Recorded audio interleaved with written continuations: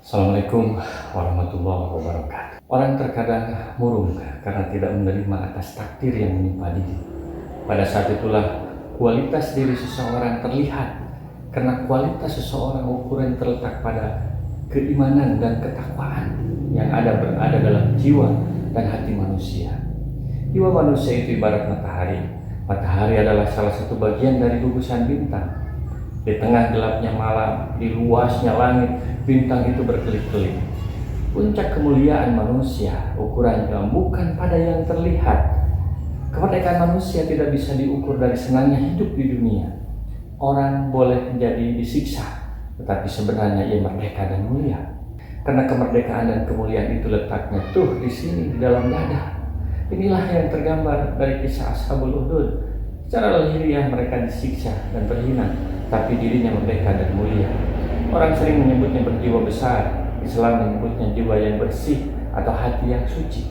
Intinya hampir sama, yaitu sebuah kebesaran jiwa, sehingga segala intimidasi pada fisik tidak berpengaruh pada jiwanya. Fisiknya boleh terluka, tetapi jiwanya malah semakin kuat.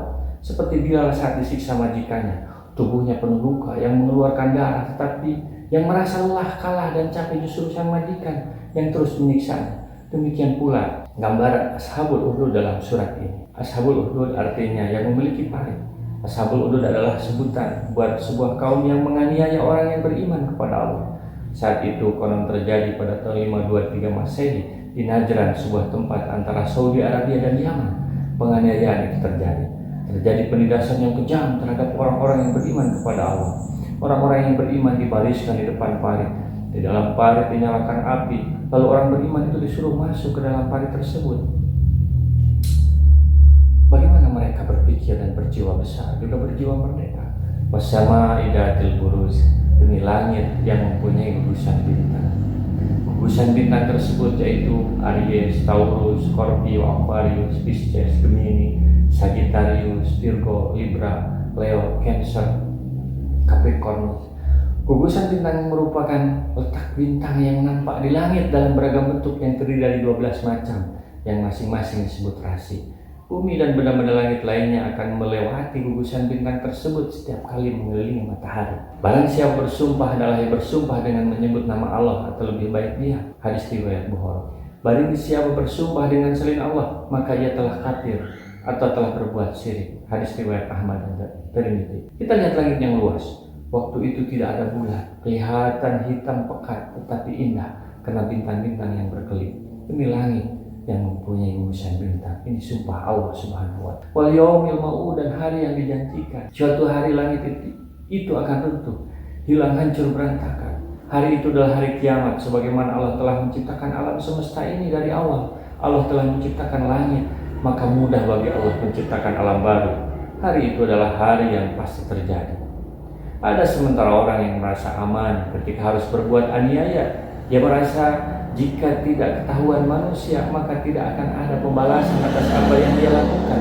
Padahal Allah sudah menjanjikan semua manusia pasti tanya atas setiap amal perbuatannya. Dunia ini akan hancur, dan setelah itu manusia akan ditanya setiap perbuatannya. Wasyahidi wa masyhud, dan yang menyaksikan dan yang disaksikan. Saat terjadi peristiwa penganiayaan terhadap orang yang beriman, dengan cara memasukkan mereka ke dalam parit, para penganiaya duduk-duduk menyaksikan penganiayaan tersebut, sedangkan orang beriman disaksikan oleh para penganiaya. Pada saat yang sama Allah menyaksikan para penganiaya tersebut, dan mereka tidak sadar kalau sedang disaksikan. Pada hari kiamat semua anggota tubuh akan menjadi saksi atas penganiayaan mereka, termasuk orang beriman itu akan menjadi saksi, dan mereka para penganiaya disaksikan oleh orang-orang beriman. Ada yang menyaksikan dan ada yang disaksikan. Kata syahidi dan masyhud terambil dari kata syahada yang artinya hadir. Kehadiran tersebut bisa berupa fisik atau non fisik. Syahid artinya saksi, yang menyaksikan dengan mata secara langsung. Masyhud artinya yang disaksikan. Qutila ashabul ukhdud, binasa dan terlaknatlah orang-orang yang membuat parit. Pada zaman dahulu ada seorang raja yang memiliki seorang penyihir yang sudah tua. Karena merasa sudah mendekati kematian, penyihir itu minta kepada raja agar didatangkan seorang pemuda untuk diajari sihir. Maka didatangkanlah seorang pemuda, namun selain berguru kepada penyihir, pemuda tersebut secara diam-diam berguru juga kepada seorang pendeta. Jika datang ke penyihir, ia dipukul dan ditanya, siapa yang mengurungmu? Demikian pula ketika datang ke keluarganya, ia dipukul dan ditanya, siapa yang mengurungmu? Lalu ia melaporkan hal tersebut kepada pendeta. Lalu pendeta itu menyarankan, kalau ketemu keluargamu maka jawablah, penyihir telah mengurungku. Jika datang ke penyihir maka jawablah, keluargaku telah mengurungku. Pada suatu hari, datanglah seekor binatang melata yang besar yang menakutkan masyarakat. Mereka panik dan terkurung. Pemuda itu berkata, hari ini akan ku ketahui siapa yang paling dicintai Allah, pendeta atau penyihir. Lalu pemuda itu mengambil sepotong batu dan berkata, ya Allah, jika pendeta itu lebih engkau cintai dan engkau ridhoi daripada penyihir itu, bunuhlah binatang ini hingga manusia lepas dari kurungannya. Pemuda itu melemparkan batu ke arah binatang itu. Dengan izin Allah, matilah binatang melata tersebut dan masyarakat pun tentram kembali. Sang pemuda mengabarkan hal ini kepada pendeta. Maka pendeta berkata, wahai anakku, engkau lebih baik dari diriku dan engkau akan mengalami cobaan yang amat besar. Setelah hari itu, dengan izin Allah, pemuda itu bisa menyembuhkan berbagai macam penyakit yang dialami manusia, seperti kusta dan termasuk penyakit tidak bisa melihat. Hal yang terdengar oleh seorang pemuda buta yang juga merupakan teman dari sang raja. Pemuda teman raja itu datang kepada pemuda penyembuh ini dengan membawa banyak hadiah. Ia berkata, sembuhkanlah aku dari penyakit ini, maka hadiah ini menjadi milikmu. Sang pemuda itu menjawab, saya tidak bisa menyembuhkan seseorang. Sesungguhnya yang menyembuhkan hanyalah Allah. Jika engkau percaya kepada Allah, maka aku akan berdoa kepada Allah untuk menyembuhkanmu. Pemuda teman raja itu lalu beriman kepada Allah dan sembuh dari penyakitnya. Setelah ia bertemu dengan raja, rajanya heran lalu bertanya, siapa yang telah menyembuhkanmu? Teman raja itu berkata, Tuhanku. Maksudmu saya? Kata raja. Bukan kamu, tapi Tuhanmu dan Tuhanku, yaitu Allah. Jawab teman raja. Lalu raja itu berkata lagi, jadi kamu mempunyai Tuhan selain aku? Ya, Tuhanku dan Tuhanmu yaitu Allah. Setelah mendengar itu, sang raja murka dan menyiksa temannya tadi hingga teman raja itu menunjuk sang pemuda. Lalu pemuda itu dipanggil dan interogasi. Wahai anakku, telah sampai kepadaku berita bahwa engkau dapat menyembuhkan kebutaan, penyakit kusta dan penyakit-penyakit lainnya. Lalu pemuda itu menjawab, saya tidak dapat menyembuhkan seseorang, sungguhnya hanya Allah yang dapat menyembuhkan. Sang raja berkata, sayakah? Pemuda itu menjawab, oh bukan. Ataukah kamu punya Tuhan selain aku? Tanda raja, Tuhanku dan Tuhanmu adalah Allah. Maka disiksalah sang pemuda itu. Ia hingga menunjuk pendeta. Lalu pendeta itu dipanggil, kembalilah engkau kepada agamamu, kata raja. Pendeta itu menolak, lalu diletakkanlah gergaji di lehernya hingga ia mati. Lalu sang raja berkata kepada temannya, kembalilah engkau kepada agamamu. Temannya menolak, lalu diletakkanlah gergaji hingga ia mati. Terakhir sang raja berkata kepada sang pemuda, kembalilah engkau kepada agamamu. Pemuda itu menolak. Sang raja jengkel, lalu ia menyuruh pengawalnya membawa pemuda itu ke atas gunung dan ia berpesan, jika kalian telah sampai di puncak gunung itu dan dia belum juga mau kembali kepada agamanya semula, maka lemparkanlah pemuda itu dari atas gunung. Dibawalah pemuda itu ke atas gunung. Di perjalanan pemuda itu berdoa, ya Allah, lakukanlah kepada mereka sesuatu sesuai kehendak-Mu. Gunung itu berguncang dan pengawal itu terlempar dari atas gunung. Lalu sang pemuda datang kepada raja. Raja bertanya, apa yang dilakukan pengawal? Pemuda menjawab, Allah telah menolongku hingga aku selamat. Lalu pemuda itu dibawa ke tengah laut dengan perahu yang panjang. Sang raja berpesan kepada pengawal yang membawa pemuda itu, jika ia belum juga kembali kepada agamanya, tenggelamkan. Pemuda itu berkata lagi, ya Allah, lakukanlah kepada mereka sesuatu sesuai kehendak-Mu. Tenggelamlah pengawal itu. Pemuda itu kembali lagi kepada sang raja. Raja bertanya, apa yang telah dilakukan pengawal kepadamu?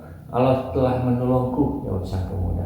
Lalu pemuda itu berkata, engkau tidak dapat membunuhku sebelum kau melaksanakan apa yang kuperintahkan kepadamu. Apa itu? Raja penasaran. Engkau kumpulkan manusia di tempat terbuka, lalu salib aku pada sebatang pohon, lalu panah aku dengan anak panahku sambil berkata, dengan nama Allah Tuhan pemuda ini. Sang raja langsung melaksanakan perintah itu. Ia membaca, dengan nama Allah, Tuhan pemuda ini. Lalu melepaskan anak panah dari busurnya hingga anak panah itu menancap di pelipis matanya. Pemuda itu meletakkan tangannya di pelipis matanya dan mati. Saat itu pula orang-orang yang berkumpul menyaksikan peristiwa tersebut beriman kepada Tuhan pemuda tersebut. Sang raja murka, lalu ia memerintahkan untuk membuat parit. Di parit tersebut dinyalakan api.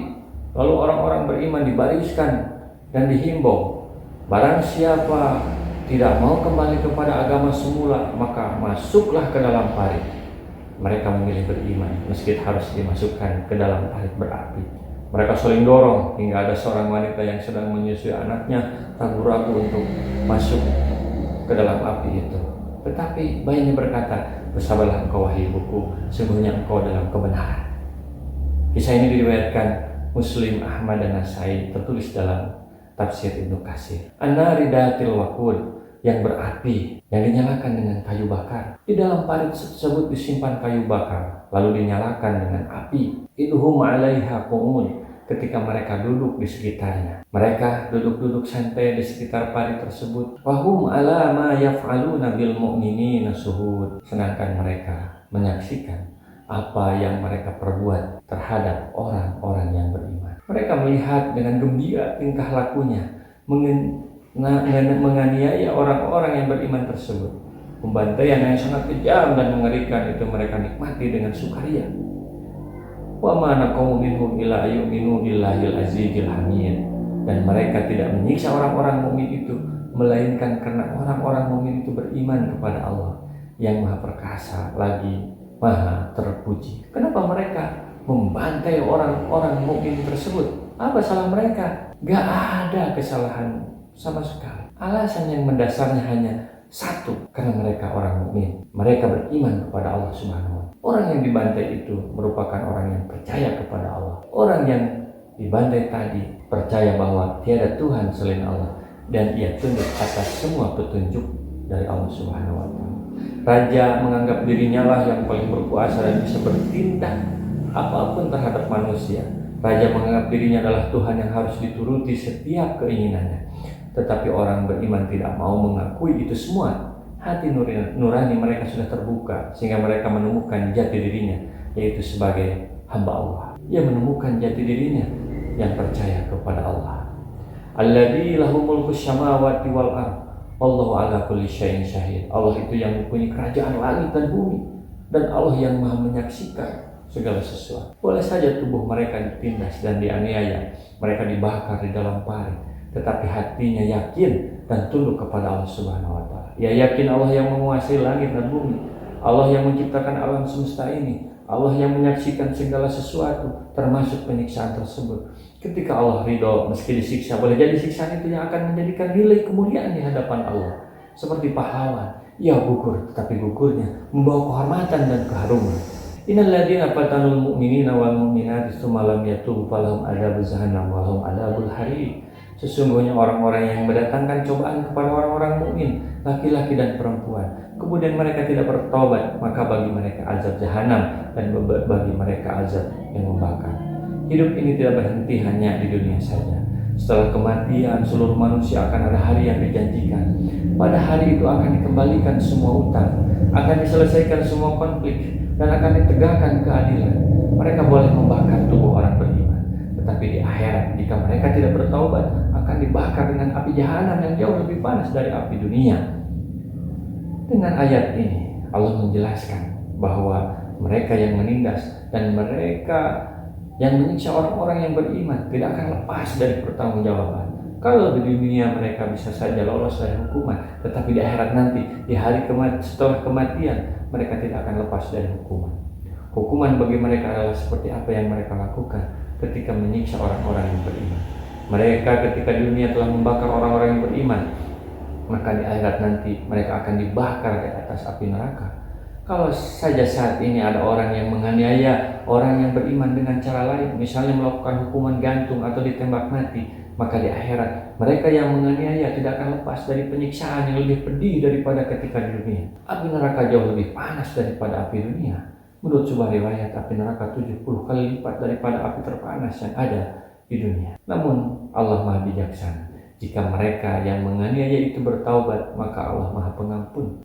Jika saja mereka yang menganiaya orang beriman itu bertaubat, maka mereka tidak akan menerima siksa di akhirat nanti.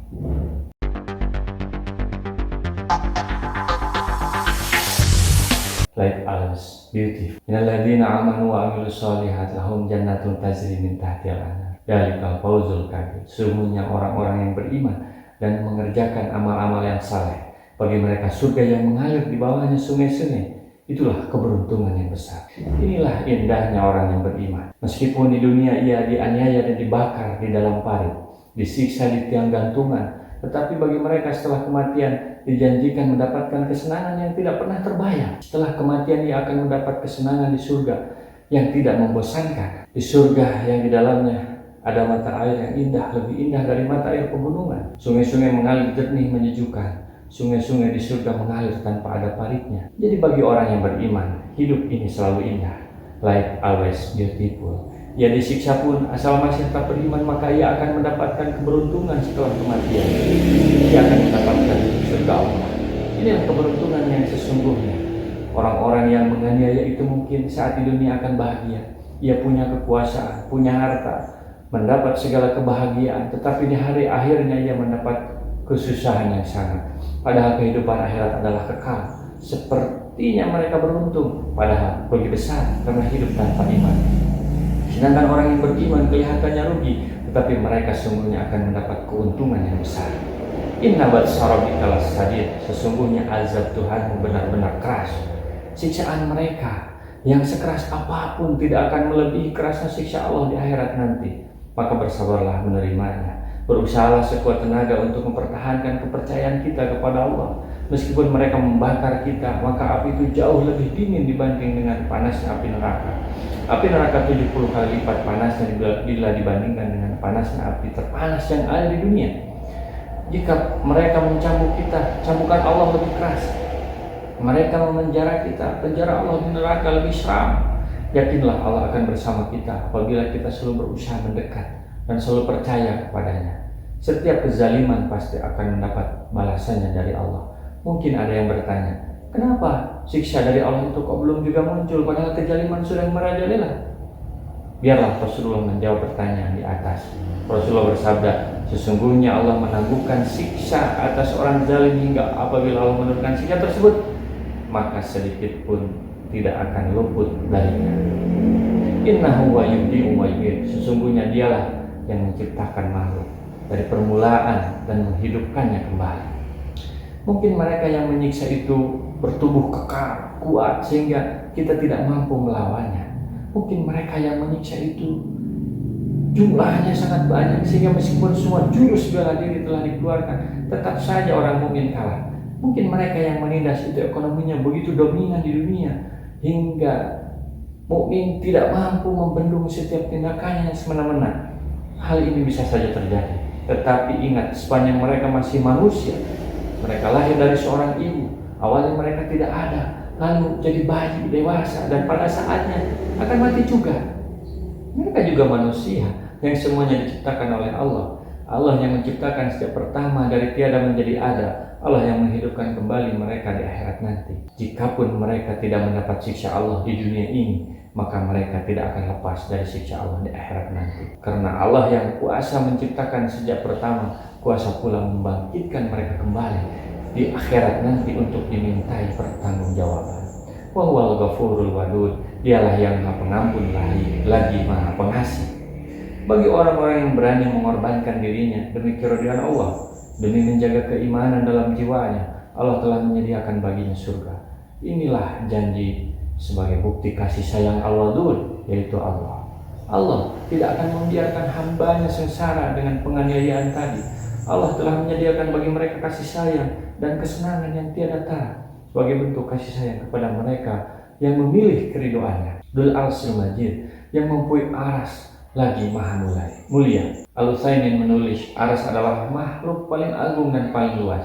Dalam sebuah riwayat diriwayatkan Ibnu Jarir, Ibnu Abi Syaibah, Al-Baihaqi, dinyatakan sahih oleh Al-Albani, disebutkan perbandingan 7 lapis langit dan 7 lapis bumi dengan kursi Allah adalah seperti cincin yang dilemparkan di tanah yang luas. Dan besarnya aras dibandingkan dengan kursi adalah seperti perbandingan besarnya tanah yang luas itu dengan cincin tersebut. Demikian Al-Utsaimin mengatakan, Allah lah yang mempunyai aras tersebut. Fa'alul lima yurid, Maha Kuasa berbuat apa yang dikehendakinya. Jika manusia punya rasa bosan dan malas, seringkali terlambat dan gagal dalam berbuat. Allah tidak demikian. Kekuasaannya untuk melakukan sesuatu tidak terbatasi oleh apapun. Bagi manusia ada malaikat-malaikat yang selalu mengikutinya bergiliran di muka bumi, di muka dan di belakangnya. Mereka menjaganya atas perintah Allah. Sesungguhnya Allah tidak mengubah keadaan suatu kaum sehingga mereka mengubah keadaan yang ada pada diri mereka sendiri. Halakah hadisul junun, sudahkah datang kepadamu berita kaum-kaum penentang? Bila saat ini banyak orang yang tidak percaya akan kebenaran Al-Quran, tidak mau mengikuti petunjuknya, itu bukan hal yang aneh. Karena hal tersebut sudah biasa terjadi. Sudahkah mendengar kisah tersebut? Fir'aun al-Samud, yaitu kaum Fir'aun dan kaum Samud. Kita melihat mereka adalah bangsa yang besar, kuat ekonominya dan dominan. Dari segi militer, ilmu pengetahuan, ekonomi, pertanian, dan hampir segala aspek. Pada saat zaman Mesir kuno, sejarah mencatat kuasanya Raja Fir'aun. Mereka negara yang kuat dan Fir'aun adalah raja yang dijaya. Lalu Fir'aun diperingatkan oleh Allah agar tidak berbuat semena-mena. Misalnya agar tidak menindas bangsa Israel melalui Nabi Musa alaihissalam. Namun Fir'aun tidak peduli akan peringatan tersebut, malah mengejar Nabi Musa dan mau membunuhnya. Mereka telah menentang petunjuk dari Allah. Karena penentangan tersebutlah mereka dibinasakan oleh Allah dengan cara ditenggelamkan di dasar lautan. Secara perhitungan logika, kehancuran Fir'aun adalah hal yang tidak bisa diprediksi, tetapi ternyata itu terjadi. Allah, Tuhan penguasa alam semesta, sangat kuasa untuk melakukan apapun terhadap makhluknya. Selain itu, kaum Samud, mereka juga orang yang kuat-kuat, tapi karena menentang seruan Allah melalui nabinya, maka mereka pun tidak berdaya atas kuasa Allah. Mereka dihancurkan. Balilladina kafaru fi takdzib. Sesungguhnya orang-orang kafir selalu mendustakan. Kafir artinya tertutup, seperti bintang yang tertutup awan, atau matahari diselimiti malam. Orang yang kafir itu tertutup dari kebenaran. Fir'aun dan kaum Samud termasuk orang yang kafir, karena mereka menentang segala petunjuk dari Allah. Jadi ciri orang kafir adalah mereka selalu menentang petunjuk dari Allah. Allahu min waraihi muhit. Padahal Allah mengepung mereka dari belakang mereka. Mereka yang menentang merasa aman dan setiap perbuatannya seolah bebas, tidak ada yang mengawasi. Karena mereka memang tidak percaya kepada Allah. Mau berbuat apa urusan Allah. Demikian kata mereka. Padahal Allah selalu mengawasi mereka dimanapun dan kapanpun mereka berada. Mereka tidak akan bisa lepas dari pengawasan Allah. Mereka seperti sedang dikepung oleh pengawasan Allah. Bal huwa Qur'anul Majid. Bahkan yang didustakan mereka itu ialah Al-Quran yang mulia. Dengan segala alasan mereka menentang kebenaran Al-Quran. Mereka menganggap Al-Quran buatan manusia. Mereka menganggap Al-Quran banyak penyimpangan di dalamnya. Mereka membuat berbagai tuduhan yang bermacam-macam, yang semua alasan itu berdasarkan pada ketidakpercayaan kepada Allah. Padahal Al-Quran tersebut memiliki sifat yang telah mencapai puncak kesempurnaan. Al-Majid artinya mulia, yang kemuliaannya telah mencapai puncak. Tidak akan ditemukan petunjuk yang lebih baik dan sempurna selain dari Al-Quran Al-Majid fi Lauhil Mahfuz, yang tersimpan dalam Lauh Mahfuz. Al-Quran terdapat di sebuah tempat yang terpelihara. Mahfuz artinya tidak dapat diraih oleh siapapun, terpelihara dari perubahan, pergantian dan pertukaran. Apa yang ada di dalamnya tidak mungkin berubah dan bertukar. Semoga bermanfaat. Assalamualaikum warahmatullahi wabarakatuh. Rasulullah SAW bersabda, baligu anni walau ayatan, sampaikan dariku meskipun satu ayat. Mari kita sebarkan jalan kebahagiaan dengan like, share, dan subscribe channel ini.